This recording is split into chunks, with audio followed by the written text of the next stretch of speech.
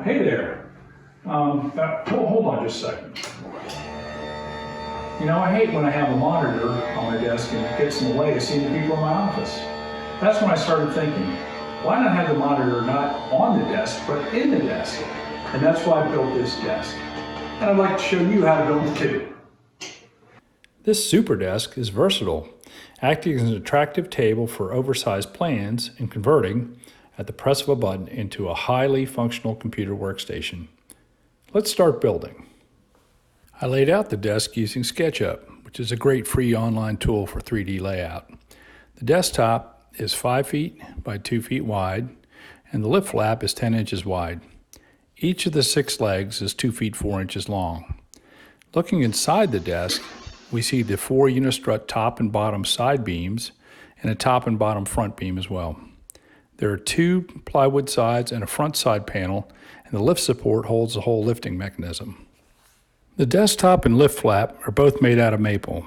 These are 3/4 inch thick and have a nice lacquer finish. I chose to buy these at a local mill, but you can make them yourself if you want.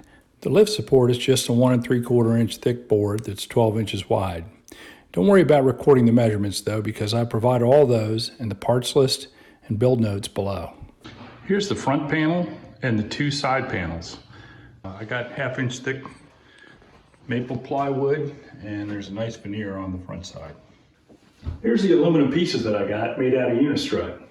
I've got 6 of these legs. These are 28 inches long. And I got 4 of these cross beams. Each one of these is 34 inches long. And I've got 2 of these front beams. Each one of these is 54 inches long. They're all made out of unistrut. I chose aluminum because I like the look of it and it'll match the chair that I'm getting. Let's look at some of the unistrut parts we'll use. We have a 2-hole and a 4-hole angle bracket. And here I'll show how we have a 5/16 channel stud with springs that will insert into the end of a unistrut channel. From there, I might install an angle bracket and secure it with a washer and a nut to hold it to another piece of unistrut. Now we'll prep the desk legs. We add the channel studs on both ends and move them down about 5 inches into the channel. A great thing about unistrut studs is that if you prefer, you can just push and twist them into the channel. Next, we install end nuts on both ends. Later, we'll add an extra spring nut to the 2 front legs to hold the top and bottom front beams. Now we have our 6 legs, and we're ready to put the side panels on. I start by drilling out the 4 holes in the 4 corners of the side panels. For each of the front holes, I'll also make a hole for the middle leg, as shown. With the 4 back holes drilled, I'll cut out the slots for the front. These 1 5/8 inch square slots go on the 2 front sides of the panel to allow us to attach the top and bottom frame. Finally, I'll mount all the holes so the studs can go through them easily. Now we'll put the side panels together. We'll attach the top and bottom side beams to the legs with 2-hole angle brackets. The 4-hole angle bracket goes in the front. Now I attach the other side in the same way.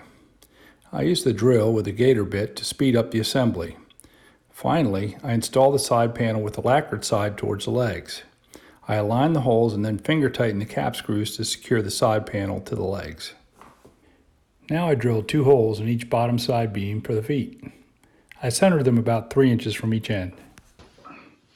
I got these bun feet over at Lowe's. They're about the right color. I'm not wild about them, but they're about the right color and they look like they'll fit and hold the desk up fine. I'll go ahead and put them in these holes, then put on a washer and a lock washer and a nut, all 5/16, and that'll hold this up, and then I'll repeat it for the other side. The front beams connect with the open hole in the 4-hole angle bracket. I connect them with a spring nut and 5/16 inch hardware.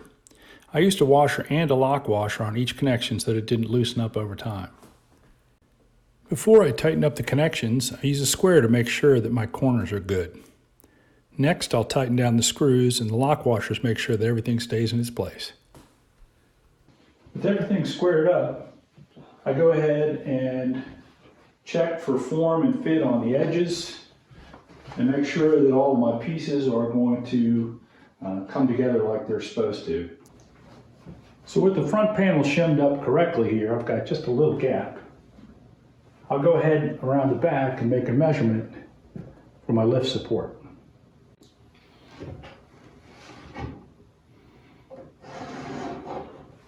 You want to get the lift support so that it's right on that mark. That way the lift support, which is going to lift about 100 pounds in this design, will be resting right on the front panel. What I also want to do is I want to make sure that I get it centered this way, so when I put my lift mechanism on here, the lift mechanism will go straight up. Now I'll mount the lift support. I start by putting down some wood glue and then secure the support to the front panel with 5 2-inch screws. My lift mechanism is the Venset TS700A. It'll lift about 150 pounds, which is more than enough for the monitor, the lift flap, and a small pedestal I'll install later. The Venset comes with a power supply and a control box. The control box connects the up-down control switch, and the unit also comes with a small remote control that goes all the way up or down with the push of a single button. So let's mount all the pieces. I connect the lift to the control box and lay out the power supply as shown in the directions.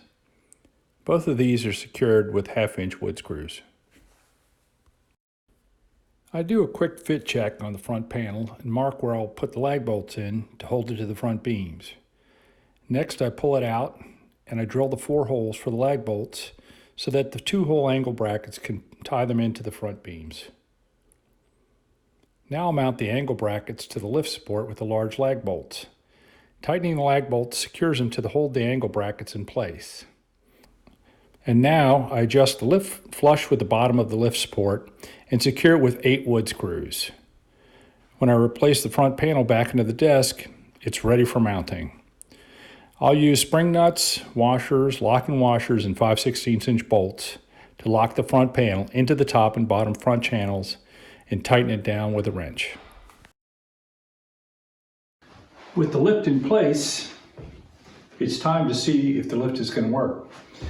This particular lift needs a certain amount of load on it, so I'll hold this down. I've hooked up the controller, and now I've got the power unit hooked up to the wall. Eventually I'll mount a little outlet strip either here or probably over here to power my computer and other things that are going to be working on this besides the lift. I'm going to put a little load on it and see that it's coming up. You can see it's got quite a bit of strength to it. So I'll get it up high enough where I can mount the pieces that I need for my monitor.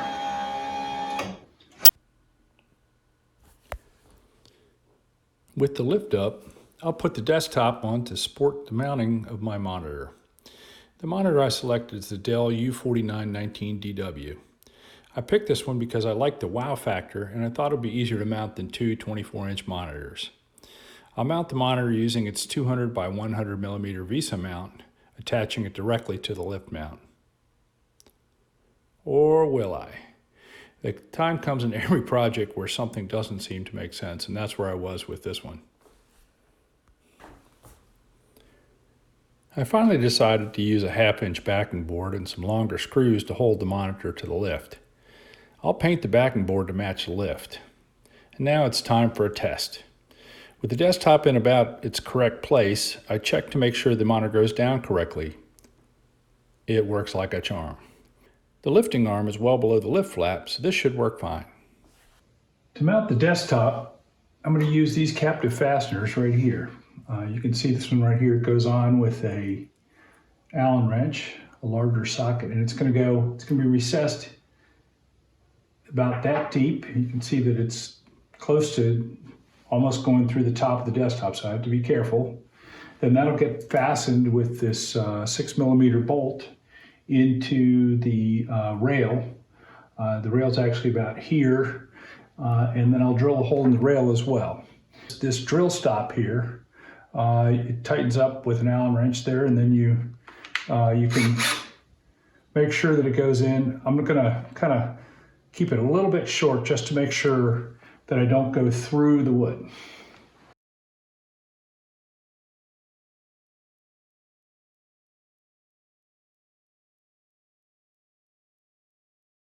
So I squared up the corners really good, and then I attached everything with the 6mm screws, which hold everything in place really tight. Now I'll mount the lift flap hinge. This is the brass hinge I bought. I'm going to put one on either side, kind of butted up against the end of the top beam. And I'll have it so it has a little bit of hinge sticking out here in the front of the desk when I'm all done. Okay, everything's in place. It's time for a test. There we go. The little lift arm right here, you can see it is what lifts up the lift flap. And that's going to be nice. The monitor is big enough. To keep the lift flap from banging, I put some little rubber feet on the frame. Closes up nice. With the main desk done, I just have some touch-up left. I got this power strip to mount on the sidewall of the desk, and I bought a cable holder from the hardware store to route the cables. This is especially important for this desk with all the moving parts. These angle brackets will mount on the lift unit and hold up the pedestal, which I'll make from some of my leftover plywood. I'll mount the pedestal in this area to hold the speaker, along with my mouse and keyboard. Finally, I'll mount my up-down switch over here and attach it to the side rail with a custom holder that I'll describe later. The pedestal started with a simple drawing like this. I like to imagine what I'm going to build on paper, as it saves a lot of time in the long run. I started the pedestal with some lacquered plywood. I used a hole saw to cut a notch for my cables, and then I smoothed it out with a rasp and a file. Then I cut a piece to the dimensions in my plan. I also cut a small piece for the back of the pedestal. Finally, I notched out a piece around the lift so that it can go down without interference. I finished it with a file and then followed up with a little bit of sandpaper. The switch mount started the same way. First, I drew up the plan with some notional measurements, and then I laid out the plan on some 1/2-inch maple wood that I got at the hardware store. Then I cut the pieces. Finally, I made a nice rounded corner on it and then sanded the pieces down before gluing it all together. Here's the finished pedestal unit. I have a notch here for the cables to go up, and then I've cut a larger notch here, and that kind of goes around where the lift mechanism is. I have this, which will end up as kind of a back rail for the whole thing. I've got this Minwax lacquer product. I'll use a good high quality brush after I've kind of sanded it down and got it ready, prepped it for painting, and then I'll apply. I'll put on several coats over a period of several hours. I've also got this piece, and I'll probably do the same thing with this as well. A couple of these dark spots here in the plywood, so I've got some 1/4 by 3/4 little trim pieces here that I'm going to cut down to fit in that and cover that up along the whole front of the desk.